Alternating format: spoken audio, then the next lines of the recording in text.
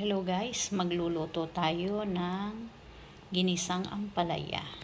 Ayan, 2 pirasong ampalaya yan, in-slice natin at ibinabad sa tubig na may asin. Ayun, para daw maalis ang pait ng ampalaya. At sasahugan natin ng ating leftover na sinigang. Ito yung leftover natin na nasa ref. Para hindi masayang, gagamitin nating pansahog. At lalagyan din natin ng itlog. Ayan, 3 piraso, ilalagay natin sa ampalaya. Ayan, sibuyas at bawang.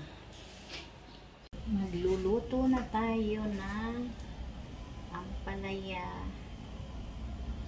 with leftover.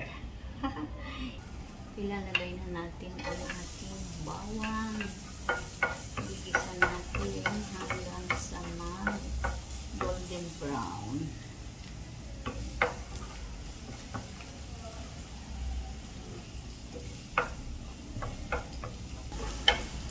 Saute lang natin yung ating bawang. At ilalagay na rin natin yung sibuyas. Ayan, hanggang sa lumambot siya.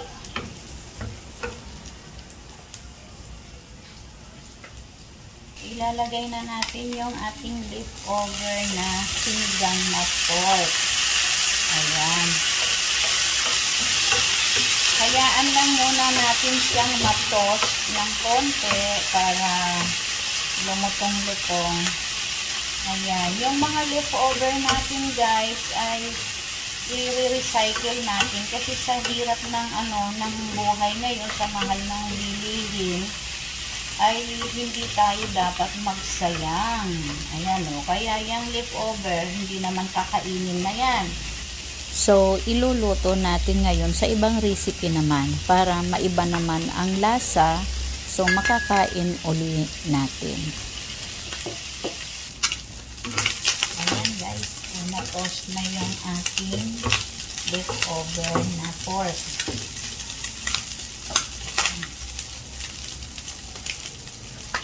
Lalagyan na natin ngayon siya ng paminta, brown black pepper, oyster sauce, syempre pampasarap. Yan.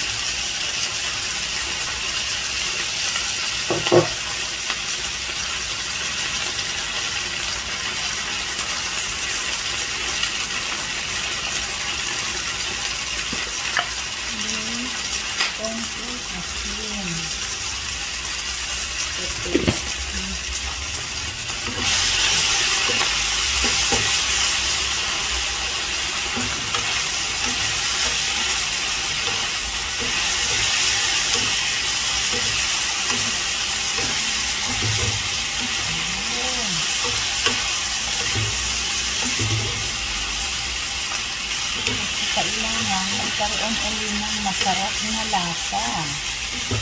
Ayan. Ilagay na natin ngayon yung ating ampalaya. Ayan.